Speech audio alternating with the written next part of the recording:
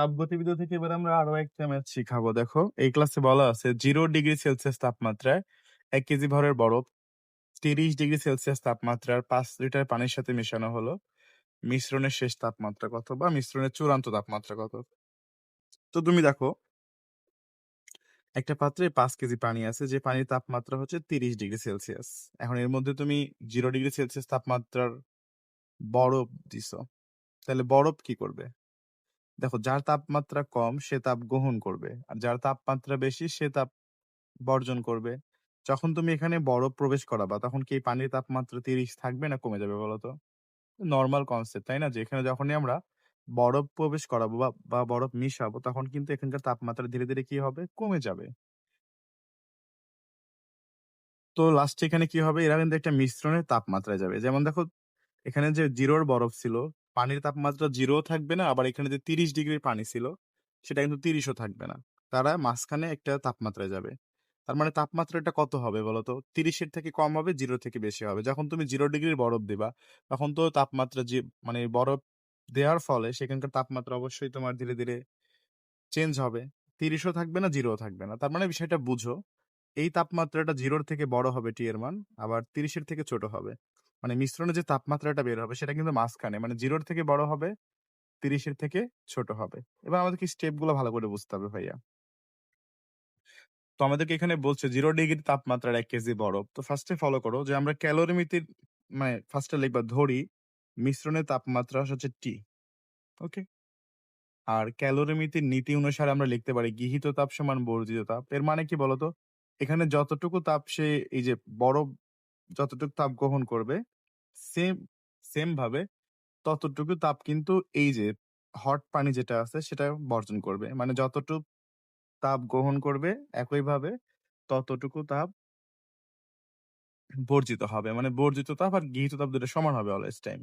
তো এখান থেকে আমরা গৃহীত তাপের ক্ষেত্রে দেখো কয়টা স্টেপ পাবো ভালো করে বুঝো। এখানে তোমার যে বরফটা আছে সেই বরফটা হচ্ছে 0°C তাপমাত্রার বরফ। তো 0°C তাপমাত্রার বরফকে ফার্স্টে আমরা কি করব? অবশ্যই 0 ডিগ্রির পানিতে নিয়ে যাবো। বুঝছো? এই যে বরফ থেকে ভাইয়া ফার্স্টে তোমার যদি 0 ডিগ্রির বরফ দেয়, বরফ থেকে আগে কোথায় যেতে হবে? পানিতে যাইতে হবে। 0 ডিগ্রির বরফকে 0 ডিগ্রি তাপমাত্রা পানিতে নিয়ে যাবা। এখানে কিন্তু দশার চেঞ্জ হয় নাই। মানে তাপমাত্রা কোনো চেঞ্জ হয় নাই। আর তাপমাত্রা চেঞ্জ না হলে সূত্র Q সমান কি হয়? MLF, তোমরা এটা জানো। এখানে মান বসালে তুমি Q1 টা পেয়ে যাবা। তাহলে আমরা এখানে গৃহীত তাপের স্টেপ হবে ২ টা। একটা হচ্ছে দেখো কি লিখতে পারি? একদমই সরাসরি লিখবো হচ্ছে ML, M1, তারপর লিখতে পারো LF প্লাস এর মধ্যে কিন্তু আরো একটা সিস্টেম আছে, ভালো করে বুঝিও। তো 0 ডিগ্রির বরফকে আমরা 0 ডিগ্রির পানিতে নিয়ে গেছি। এবার এই 0 ডিগ্রির যে পানি আছে সেই পানিকে কোথায় নিয়ে যাবো বলতো আমরা? যখন পানিটা 0 ডিগ্রিতে হয়ে যাবে তখন তো সে 0 ডিগ্রিতে থাকবে না। সে কোথায় যাবে? অবশ্যই টি তে যাবে। মানে টি ডিগ্রি সেলসিয়াসে পৌঁছাবে। পৌঁছাবে কিনা বলতো? মিশ্রণের তাপমাত্রা তো 0 থাকবে না। অবশ্যই একটা তাপমাত্রা আসবে, সেটা হচ্ছে টি। তাহলে এই 0 র পানিকে আবার আমরা কোথায় নিবো? টি ডিগ্রি সেলসিয়াসে নিয়ে যাবো। তো এখানে দেখো তাপমাত্রা চেঞ্জ হচ্ছে। 0°C থেকে T°C হচ্ছে। এক্ষেত্রে সূত্র কি হবে? আমি কিন্তু সাইডে বোঝাচ্ছি তোমাকে। Q সমান MS ডেল থিটা হবে। ভালো করে বুঝিও ব্যাপারটা। এবার তুমি M এর মান ধরো জানো, S এর মানও জানো। এখন এই ডেল থিটার স্থানে কত লিখবা? এখন তুমি নরমালি চিন্তা করো তো ভাইয়া, 0 বড় না T বড়? 0 এর থেকে অবশ্যই T বড়। যেটা বড় সেটা কিন্তু আগে থাকবে। যেটা বড় সেটা আগে থাকবে। তো ডেল থিটা মানে হচ্ছে বড় তাপমাত্রা থেকে ছোট তাপমাত্রা বিয়োগ। বুঝছো? তো ডেল থিটা মানে কি করবা? তুমি 0 থেকে T তে নিচ্ছ। ২ নাম্বার স্টেপটা কি হবে? 0 থেকে T তে নিচ্ছ। তাহলে কি হবে এখানে বলো তো? যেটা বড় সেটা আগে লিখবা। T - 0 হবে ভাইয়া এখানে। T - 0 হবে। এই বিষয়টা কি বুঝছো তুমি? তাহলে ২ নাম্বার যেটা হবে সেটা হচ্ছে আমাদের একবারে যদি আমরা লিখি এখানে MS, তারপর কি লিখবা? T - 0। এইটা আশা করি তোমাদের ক্লিয়ার হইছে যে আমাদের এখানে যখন আমরা 0 র পানি থেকে T তে যাবো তখন তুমি দেখতে পাচ্ছ অবশ্যই T বড়। আর যেটা বড় সেটা আগে আসবে। ডেল থিটা মানে তাপমাত্রার পার্থক্য। এরপরে ভাইয়া বর্জিত তাপ। এই তাপ বর্জন করবে কে বলতো? এই যে পানি আছে না, ৫ কেজি ভরের যে পানি আছে সেই পানিটা কি করবে? তাপ বর্জন করবে। তাহলে বর্জিত তাপের ক্ষেত্রেও তোমার সেম সূত্রটাই হবে Q সমান MS ডেল থিটা। তাহলে তুমি জাস্ট এখানে MS ডেল থিটা লিখতে পারো। তুমি নরমালি ভাবো ডেল থিটা কি হবে? ৩০ থেকে T তে আসবে। পানির ক্ষেত্রটা। যেহেতু পানি এখানেকার তাপ বর্জন করবে, তাহলে পানির ক্ষেত্রে পানির তাপমাত্রা ছিল ৩০°C। এখন তুমি বলো যদি আমরা এখানে বরফ মিশায় দেই, তাহলে কি তাপমাত্রা ৩০ থাকবে না কমে যাবে? তাপমাত্রা কমে যাবে। তাহলে ৩০ থেকে কোথায় আসবে? টি তে আসবে। তাহলে বলো তো এই টি আর ৩০ এর মধ্যে কে বড়? তুমি দেখতে পাচ্ছ ৩০ বড়। তো যে বড় সে আগে থাকবে। তাহলে এখানে কত হবে? ৩০ মাইনাস টি হবে। এই বিষয়টা ক্লিয়ার কিনা ভাইয়া? এখানে তুমি দেখতেই পাচ্ছ। আমরা এখানে টি মাইনাস 0 কেন লিখছি? যখনই আমরা ডেল্টাটা করব, মানে 0 থেকে যখন টি তে যাব, তখন দেখতে পাচ্ছি 0 থেকে টি অবশ্যই বড় হবে। এজন্য টি আগে, পরে 0। আর যখন আমরা ৩০ থেকে 0 মানে টি তে আসবো, কারণ তাপমাত্রা তো ৩০ আর থাকবে না। অবশ্যই কমে সে টি ডিগ্রিতে পৌঁছাবে। আর সেই টি এর মান অবশ্যই ৩০ এর থেকে কম হবে। তার মানে এই টি অবশ্যই ছোট আর ৩০ অবশ্যই বড়।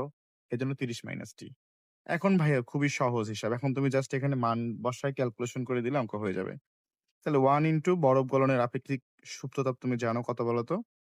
৩,৩৬,০০০। এটা তোমাদের আগের ক্লাসে দেখাইছিলাম। প্লাস এখানে m এর মান ১, এখানে কিন্তু m এর মান ১।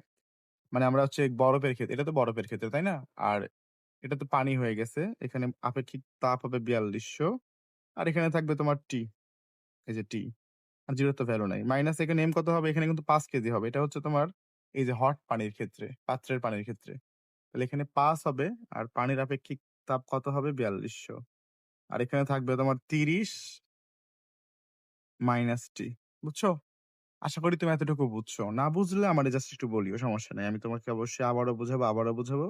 যতক্ষণ অব্দি ক্লিয়ার না হয় ততক্ষণ অব্দি বুঝাবো ইনশাআল্লাহ। আর এখানে তোমার হচ্ছে ৪২০০ টি হবে। এদিকে তোমার হচ্ছে এই ২ টা যদি তুমি গুণ করো, ৫ গুণন ৪২০০ ইন্টু ৩০ যদি গুণ করো তাহলে হবে তোমার এই যে এইটা। ৬,০০,০০০ মানে জাস্ট তুমি গুণ করে দেখো ক্যালকুলেটরে। আর এইটার সাথে যদি এইটারে গুণ করো মানে ৫ ৪২০০ গুণ করার সাথে এই ২ টা গুণ করে এর সাথে টি রে গুণ করবা। বিষয়টা বুঝিও ৫, ৪২০০ আর ৩০ গুণ করে হইছে এইটা। এবার ৫ আর ৪২০০ গুণ করার পরে টি এর সাথে গুণ করলে এখানে যা গুণফল হবে সেটার সাথে টি গুণ হয়ে যাবে। তাহলে ২১০০ বা ২১,০০০ হবে, ২১,০০০ টি হবে। ভাই এবার তুমি জাস্ট নরমাল ভাবে কাজ করবা, বুঝছো? কি করবা বলো তো? জাস্ট টি গুলো একদিকে দিবা আর হচ্ছে সংখ্যাগুলো একদিকে পাঠাবা। মানে ছোটবেলার সমাধান। এটা মাইনাস পার হইলে প্লাস হবে ২১,০০০ টি। এখানে যেটা আছে লিখবা ৬৩, ৩ টা ০, ৪ টা ০ মাইনাস হয়ে যাবে এইটা। ৩,৩৬,০০০। এখন এই ২ টাকে জাস্ট বিয়োগ করে দিবা আর এই ২ টাকে যোগ করে দিবা। এটাকে যোগ করলে ২৫, তারপরে হচ্ছে ২০০ টি হবে। আর এখানে তুমি হিসাব করে দেখবা ২৯,৪০,০০০ হবে। জাস্ট যোগ বিয়োগ করে দিবা। এখন টি সমান, সমান তুমি এটা দ্বারা এটারে ভাগ করে দিবা। যদি ভাগ করো দেখবা ১১.৬৩ ডিগ্রি সেলসিয়াস আসবে। তাহলে এটাই হচ্ছে আমাদের মিশ্রণের চূড়ান্ত তাপমাত্রা। তো মিশ্রণের তাপমাত্রা 9, 10 এ এই টাইপের ম্যাথ গুলো আছে। তো তোমাদের শিখাই দিলাম আমি। আশা করি তোমরা এটাকে বুঝছো একদম ভালো করে। টোটাল স্টেপ গুলা বুঝছো। এগুলো জাস্ট কিন্তু রাফ। এগুলো তোমাদের বোঝানোর জন্য লিখছিলাম। এগুলো তোমাদের লেখার প্রয়োজন নেই। তোমরা চাইলে সরাসরি এভাবে ম্যাথটাকে করে ফেলতে পারো। আই হোপ এটা তোমার ক্লিয়ার হয়ে গেছে। আর যদি সমস্যা থাকে অবশ্যই জানাবা।